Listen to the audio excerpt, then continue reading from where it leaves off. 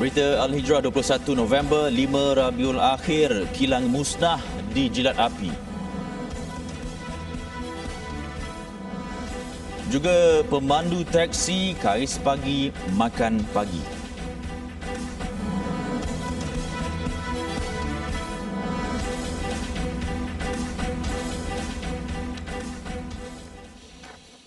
Bismillahirrahmanirrahim. Assalamualaikum warahmatullahi wabarakatuh. Berita Al-Hijrah malam ini bersama saya Ardi Herman Marzi. Sebuah kilang barangan kita semula di Jalan PKNK Fasa 3 Taman Industri di Sungai Petani Kedah musnah dalam kejadian kebakaran awal pagi tadi. Bagaimanapun ketika kejadian, kesemua pekerja kilang terbabit sempat keluar menyelamatkan diri. Menurut penolong pengarah bahagian operasi kebombaan dan penyelamat Jabatan Bomba dan Penyelamat Malaysia JBPM Kedah, penguasa kanan bomba 1 Muhammadul Ihsan Muhammad Zain, pihaknya menerima panggilan berhubung kebakaran itu pada jam 1.18 pagi tadi. Kira-kira 8 minit kemudian, sepasukan anggota dari Balai Bomba dan Penyelamat BBP Sungai Petani tiba di lokasi kebakaran. Usaha pemadaman bagaimanapun mengalami kesukaran disebabkan masalah tekanan air yang rendah. Bantuan kemudian diterima daripada jentera tangki air dari JBPM Pulau Pinang kerana kesukaran mendapatkan bekalan air. Pada jam 8.37 pagi tadi, PKB melaporkan api berjaya dikawal 50% dari jumlah pembahagian sektor A, B dan C. Punca dan nilai kerugian masih lagi dalam siasatan. Nak dapat RM50 sehari pun susah. Itu keluhan rata-rata pemandu teksi yang ditemui di sekitar ibu negara. Jelas mereka pendapatan mereka semakin merosot dan lebih membimbangkan. Keadaan itu akan berterusan susulan Perintah Kawalan Pergerakan Bersyarat PKPB di Kuala Lumpur masih lagi dilaksanakan. Menurut Ravindran, 58 tahun, beliau sudah berada di kawasan LRT Bangsa sejak jam 7 pagi lagi namun masih belum mendapat penumpang. Ditanya bagaimana mahu menampung perbelanjaan harian keluarga, beliau menggunakan duit simpanan yang ada semasa moratorium berlangsung. Hari ini saya datang pukul 7 sampai sekarang belum ambil penumpang. You nampak kan berapa jauh? Itu kan penumpang. Satu hari lebih-lebih kita boleh ambil penumpang 5 ke 4 orang saja. Itu pun jam sampai pukul 9 malam. Lepas tu kerajaan boleh tolong taksi. Dia subsidize, macam sewa kena bayar. Itu company kerja kita. So kita kena kerja sampai pagi sampai malam. Sementara itu, nasib sama turut dirasai seorang lagi pemandu teksi, Muhammad Idrus Mat Aris, walaupun dia turut menggunakan aplikasi e-hailing yang lain. Pendapatan yang diperoleh tidak sebanyak yang disangka kerana persaingan semakin banyak ditambah lagi dengan saranan kerajaan untuk orang ramai bekerja dari rumah. Yang dirisaukannya sekarang adalah bayaran sewa rumah yang sudah tertunggak berbulan-bulan. Saya adalah pakai aplikasi MyCar, saya pakai Gojo. Tapi kurang sambutan jugalah pasal saya pun macam tadi baru masuk kan. Masa ni untuk bayar rumah apa semua dah tertangguh lah pasal PKP ni kan. Dah tertangguh apa semua? Rumah saya dah tertangguh startnya PKP. Sampai bulan ni. Saya pun risau ni, takut bank hantar surat ke nak lelong rumah ke apa kan. Itu saya rasa nak kena usaha juga lah. Macam mana nak datangkan hasil. Itulah yang penting nak bayar rumah. Tambahnya, beliau mempunyai keinginan untuk membuat kerja sampingan namun terbatas kerana mempunyai masalah kesihatan. Kini beliau cuma bergantung kepada pendapatan harian sebagai pemandu teksi sepenuh masa dan juga bantuan bulanan daripada Baitul Mal. Menurut seorang lagi pemandu teksi, selain terbeban dengan bayaran sewa bilik yang sudah tertunggak selama 2 bulan, beliau juga mempunyai masalah untuk membayar sewa teksi sebanyak RM40 sehari. Kalau pergi kita keluar, daripada saya datang duduk Batu Ceras, dari sana MRT saya jalan sampai sini ikut Brickfield, ikut town pun, satu hantu pun tak ada. Kalau kita keluar lagi habiskan minyak. Ini jalan pakai minyak bukan pakai gas. Luahan sama turut dikongsikan pemandu-pemandu teksi di Selangor. Timbalan Pengurusi Persatuan Pemandu Teksi dan Kereta Sewa Bandaraya Shah Alam, Razali Sahran berkata purata pendapatan pemandu teksi di sekitar Shah Alam terjejas sehingga 80% sejak Mac lalu. Nak mencari satu hari RM30 pun agak susah. Dan dengan kesukaran yang ada sekarang ni, dengan bekerja daripada rumah, penumpang kami dah makin tak ada. IPT tutup, pasaraya pun dah kurang, pelancongan pun tutup. Jadi kami tak ada sumber pendapatan yang terbaik lah. Untuk e-hailing pun sama juga. Ada antara kami yang buat e-hailing dengan teksi, tapi pendapatan tu memang tak ada langsung lah. Lebih menyedihkan, katanya ada di antara pemandu terpaksa menanggung tunggakan bil-bil mereka berikutan perlu memberi keutamaan untuk barangan keperluan harian. Sementara itu, seorang pemandu teksi, Abdul Manap Nazir, berkata ada di antara pemandu teksi terpaksa bergelut bagi membayar sewa kenderaan kepada pihak syarikat sedangkan pendapatan yang diraih mereka hanyalah tidak seberapa. Pemandu-pemandu teksi ini bukan semuanya kenderaan sendiri. Ada yang sewa dengan syarikat. Bila sewa dengan syarikat, dia kena bayar. Satu hari paling tidak pun RM40. Kalau RM40 kali dengan 30 hari bermakna RM1,200. Sedangkan pendapatan kita harian daripada sebulan lebih kurang dalam RM900. Paling tinggi pun boleh pergi RM1,000 lah. Menurutnya lagi, rata-rata pemandu teksi di kawasan ini berusia lingkungan 60 hingga 75 tahun justru sukar bagi mereka untuk mendapatkan pekerjaan lain bagi menampung perbelanjaan mereka. Beliau berkata demikian selepas program penyerahan bantuan makanan kepada pemandu teksi hasil sumbangan Al-Iktisam Relief Program ARP di hentian teksi Seksyen 13 yang tadi. Seramai 107 pemandu teksi sekitar Shah Alam menerima bantuan barangan keperluan harian itu meliputi beras, minyak, tepung, serbuk kopi dan lain-lain. Hampir lumpuh dan tenat. Itu luahan pemain industri pelancongan yang ditemui berita Al-Hijrah di Johor. Justru penamatan Perintah Kawalan Pergerakan Bersyarat PKPB di Johor kecuali Kota Tinggi dan Mersing semalam sedikit sebanyak memberi nafas lega kepada mereka. Pengurus Besar Pulai Springs Resort, Sunny Su berkata apabila PKPB dilaksanakan sebelum ini tidak kurang 12 jam semua tempahan bilik dibatalkan pelancong. Keadaan itu bertambah buruk apabila kawasan Kuala Lumpur dan Selangor terus dikenakan PKPB. Katanya kini industri perhotelan dan pelancongan hanya bergantung kepada pelancong domestik berikutan sempadan ditutup akibat pandemik COVID-19. Sementara ni kita memang fokus dalam domestik. Jadi dekat Klang, dekat PJ, KL, kalau dia orang masih ada PKPB, susah juga dia orang nak melancong kan. So kita pun harap juga secepat mungkin dapat di lifted. Keluhan sama dikongsi rakan seangkatan yang turut terkesan dalam sektor hotel bajet. Pemilik Hotel Olive, Nuraini Ahmad berkata kebanyakan pelanggannya datang dari luar negeri Johor. Katanya dengan tidak boleh rentas sempadan, Lakin Central yang berada berhampiran lokasi juga kurang beroperasi. Ia membuatkan perniagaan hotel bajet semakin tenat. The effect dia tu memang very bad lah, especially sebab kita di Lakin di Johor Bahru dan kita harapkan Singaporean and also daripada Indonesia pesakit-pesakit yang dapatkan treatment di KPJ dan sebagainya tu, bila diorang masuk ada tu memang sales memang drop lebih daripada 50% lah.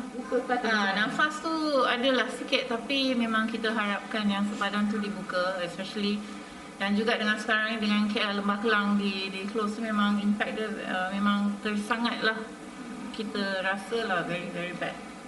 Semalam kerajaan bersetuju menamatkan PKPB di negeri Kedah, Melaka, Johor dan Terengganu bermula hari ini. Bagaimanapun, beberapa daerah masih diletakkan di bawah PKPB iaitu di Kulim di Kedah serta Kota Tinggi dan Mersing di Johor. Ketepatan kit ujian pantas RTK antigen yang mencecah 90% membantu ujian saringan lebih cepat dijalankan di lapangan.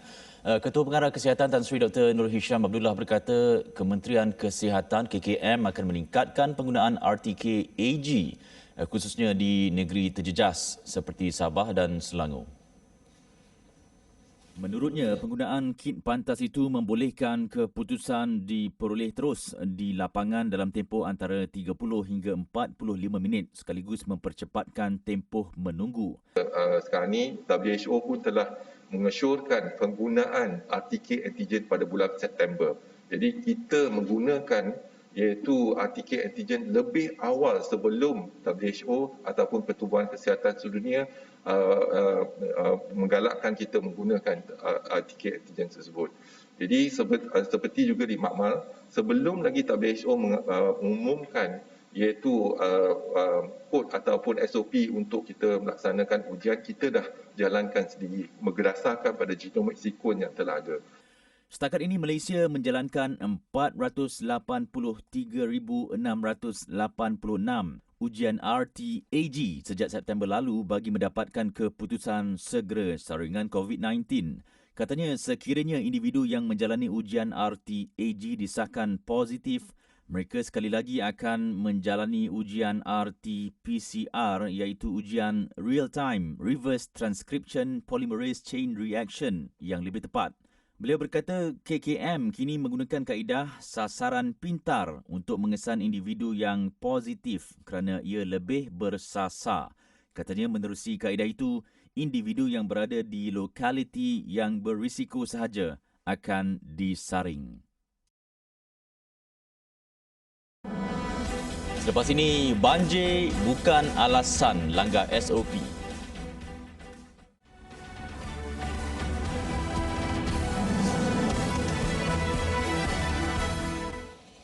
Kerajaan tidak menolak kemungkinan lebih banyak negeri lain mengikut jejak langkah wilayah persekutuan untuk mengharamkan penjualan arak di kedai runcit dan serbaneka. Di mana Menteri di Jabatan Perdana Menteri Hal Ehwal Agama Ahmad Marzuq Syari berkata pihaknya menyambut baik keputusan itu dan menyifatkannya sebagai langkah yang tepat. Menurutnya, perkara itu bukan sahaja merupakan tuntutan agama, malah langkah yang diambil turut mendapat maklum balas positif daripada masyarakat sivil secara amnya, termasuk mereka yang bukan beragama Islam. Dan dia sebenarnya boleh menyelamatkan banyak benda, soal berkaitan dengan hukum, bagaimana pekerja-pekerja di kedai-kedai 24 jam serbaneka itu, mereka terpaksa kadang untuk berurusan dengan penjualan arak ini. Dah banyak komplain dan aduan kepada kerajaan, yang pada kali ini inilah peluang terbaik untuk kita selesaikan aduan-aduan dan juga permintaan mereka. Itu pun sebahagian daripada tuntutan manusia, human right juga. Beliau berkata demikian ketika ditemui media pada program Inspirasiku My House dan Food Bank Yapim 2.0 di Kampung Parang Puting, Pengkalan Cepa, Kota Baru siang tadi. Mengulas lanjut, beliau mengakui penjualan arak di kedai runcit dan serbaneka tidak mendatangkan kebaikan, malah mendorong kepada perkara-perkara negatif termasuk peningkatan kes pemandu mabuk. Justru langkah ini perlu didokong oleh semua rakyat tanpa mengira agama, bangsa dan fahaman politik demi kebaikan semua pihak. Khamis lalu, Menteri Wilayah Persekutuan Tan Sri Anwar Musa menegaskan larangan menjual minuman keras di semua kedai runcit, kedai serbaneka dan kedai ubat tradisional Cina adalah muktamad dan akan mula dikuatkuasakan pada Oktober tahun depan. Larangan jual arak di kedai serbaneka dan runcit oleh Dewan Bandaraya Kuala Lumpur di BKL baru-baru ini mendapat respon menggalakkan daripada masyarakat. Rata-rata mereka berpendapat keputusan itu merupakan satu langkah baik bagi mengawal kes kemalangan jalan raya yang melibatkan pemandu mabuk, dan ia juga diharapkan dapat membendung masalah sosial terutama melibatkan golongan muda. Bagi saya satu keputusan yang bagus sebenarnya, sebab ia banyak membantu dari segi pengurangan kes alkohol, especially banyak kebakaran, banyak kemalangan yang berlaku kebelakangan ni. Jadi disebabkan semua faktor-faktor alkohol. Jadi dia mengurangkan kebanyakan yang minum ni banyak golongan yang muda kan. Jadi bila dilarang dijual di kedai sebenarnya apa semua, jadi kemungkinan besar dia akan mengurangkan banyak lagi lah orang-orang muda yang tidak dapat membeli alkohol di kedai sebenarnya kan. Memang patut sangat di BKL untuk menghentikan, sebab bila di kedai sebenarnya budak pun dia melepaskan untuk membeli. Tak ada kawalan had umur. Tulisan tu hanya dongengan dia. Depan mata abang ni nampak budak umur 12 tahun ke, dia pun bebas membeli. Bagi saya syabas untuk DBKL untuk menyekat lesen jualan arak di kedai sebelum nikah. Lagi digalakkanlah untuk buat inisiatif yang macam tu, sebab kita pun tengok sekarang ni kadar kemalangan dan kadar orang yang minum arak tu pun ramai, meningkat tinggi, and then menyebabkan orang lain jugalah affected lah by orang lain juga. Okay. Larangan penjualan arak di kedai serba neka ini dijangka dapat membantu dari aspek kesihatan warga wilayah persekutuan. Bagaimanapun mereka mengharapkan kerajaan mengambil serius dengan inisiatif yang dilakukan ini dan mengambil tindakan tegas kepada peniaga yang melanggar garis panduan ditetapkan selepas ia dikuatkuasakan. Agensi-agensi terlibat bertugas di Pusat Pemindahan Sementara PPS diminta sentiasa mengingatkan mangsa banjir supaya patuh prosedur operasi standard SOP COVID-19. Timbalan Menteri Kesihatan Datuk Dr. Nur Azmi Ghazali berkata pertambahan jumlah mangsa yang ditempatkan di PPS boleh mendatangkan risiko jika SOP yang dikeluarkan itu tidak dipatuhi. Menurut Datuk Nur Azmi, SOP pengurusan banjir ketika pandemik COVID-19 yang digariskan Agensi Pengurusan Bencana Negara NADMA mampu meminimumkan risiko penularan wabak itu dalam kalangan mangsa banjir dan petugas pengurusan bencana. Kita bimbang kalau kita lihat gelombang ketiga yang berlaku ni, semua orang tahu daripada kealpaan kita. Itu saya sebut sikit tadi. Undang-undang dah ada, peringatan dah ada, NADMA dah keluarkan, kerajaan dah keluarkan berdasarkan nasihat KKM, tapi adakah semua rakyat kita sentiasa jaga? Saya tak kata siapa-siapa sini tak jaga. Kita jaga, tapi kadang-kadang kita alpa. Kita terlalai. Kita ni manusia. Lagikan kami di kementerian pun manusia juga. Kadang-kadang kita terlalai. Jadi kita perlu sama-sama kita menasihati. Itu kebimbangan kita. Tegas beliau, pematuhan SOP dalam persekitaran norma baru perlu menjadi keutamaan dan musibah banjir tidak harus dijadikan alasan untuk leka. Justru Datuk Nur Azmi menasihatkan mangsa banjir di PPS supaya mengamalkan penjarakan fizikal dengan tidak duduk secara berkelompok. Beliau berkata demikian kepada media selepas meninjau mangsa banjir di PPS di Sekolah Kebangsaan SK Parit Haji Aman, Semanggul pagi tadi.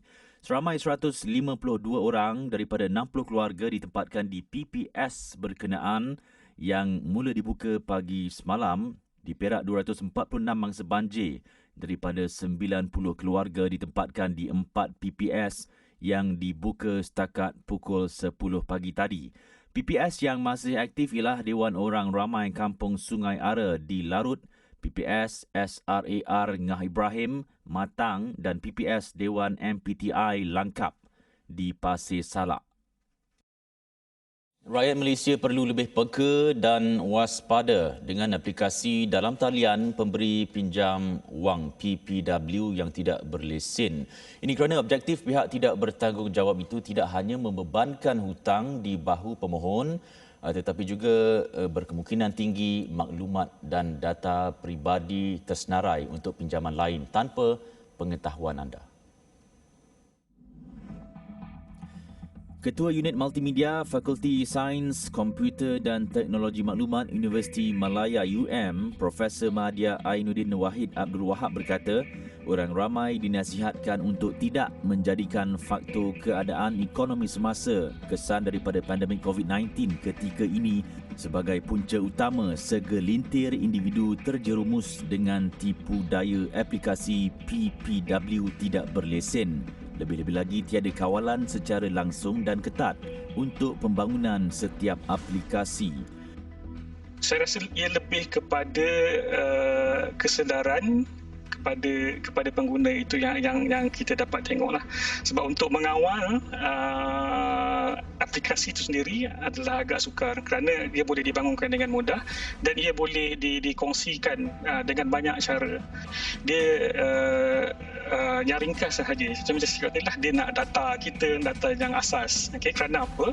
Kerana kita tahu objektif dia, objektif pembangunan ataupun syarikat ataupun pemberi wang pinjaman tak berlesen ini bukanlah data yang kita beri, contohnya nama, alamat dan sebagainya, tapi ada data lain yang ataupun maklumat lain yang mereka kehendaki. Okay? Betul, data itulah yang mereka selalu gunakan untuk buat pinjaman dan pinjaman lain dan sebagainya. Tapi tambah beliau, meskipun pada dasar aplikasi itu hanya memerlukan maklumat asas pemohon, namun aplikasi yang dimuat turun berisiko untuk menjadi ejen pengintip atau pencuri data dan maklumat secara langsung di dalam peranti pengguna. Antaranya lokasi keberadaan pengguna, pola kehidupan harian dan senarai simpanan nombor kenalan yang kerap dihubungi, yang mana individu berkenaan berisiko untuk menjadi sasaran PPW tidak berlesen. Profesor Ainuddin Wahid juga mengingatkan orang ramai untuk peka dengan ciri-ciri PPW tidak berlesen yang diiklankan di media sosial sebelum memuat turun dan memohon pinjaman. Ciri-ciri pemberi pinjaman yang tak sah ni, contohnya apa? Contohnya dikatakan kalau anda telah disenaraikan hitam, di senarai hitam pun anda boleh pohon, ataupun skim pinjaman tu macam interest rate dia yang sangat rendah, okay? Ataupun proses tu sendiri, contohnya tadi senang sangat, dalam 30 minit dah boleh sahkan, ataupun tanpa apa-apa dokumen, hanya maklumat yang diberikan, kita dah boleh buat pinjaman. Dalam pada itu katanya, sekiranya mana-mana individu berhadapan dengan situasi berkenaan, mereka perlulah membuat laporan kepada pihak polis, Jabatan Perlindungan Data Peribadi JPDP dan Cyber Security Malaysia. Semalam, JPDP telah membuka kertas siasatan terhadap 6 aplikasi dalam talian pemberi pinjaman wang atau PPW tidak berlesen yang disyaki melakukan penyalahgunaan data peribadi. 6 aplikasi tersebut adalah Asia Land, Dreamland, iPayFriend, iPinjaman, Help Land for You dan GoCash for You. Selepas ini, asteroid sebesar bas nyaris hentam bumi.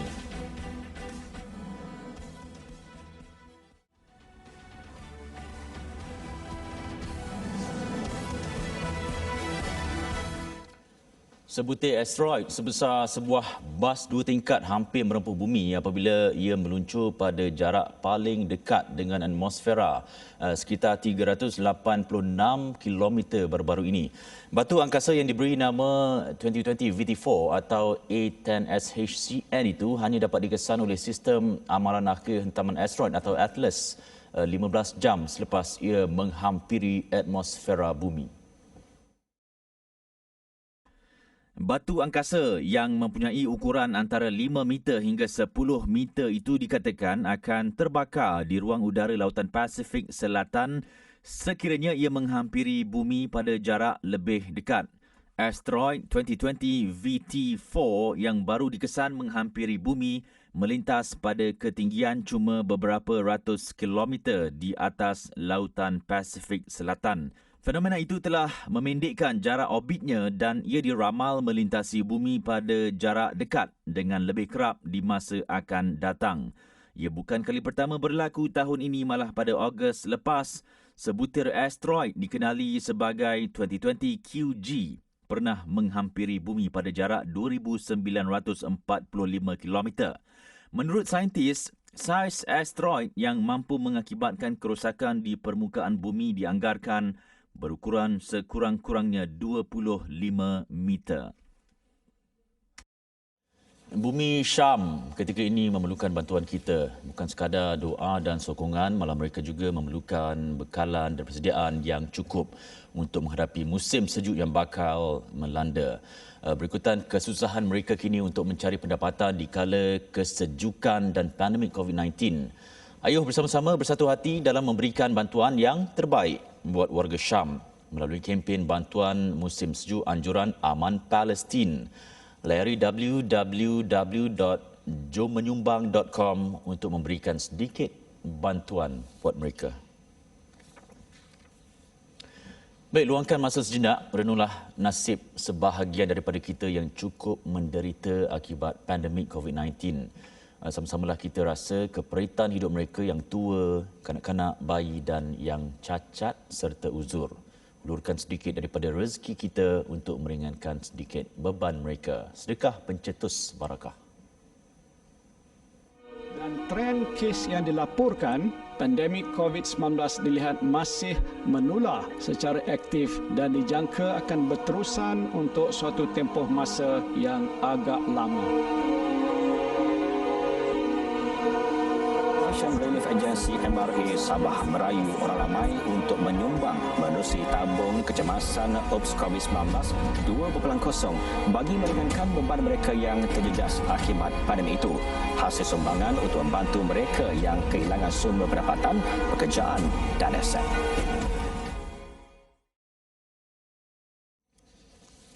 Baik, sekian berita Al Hijrah untuk malam ini. Saya Ardi Herman. Kita jumpa lagi. Assalamualaikum warahmatullahi wabarakatuh. Selamat malam.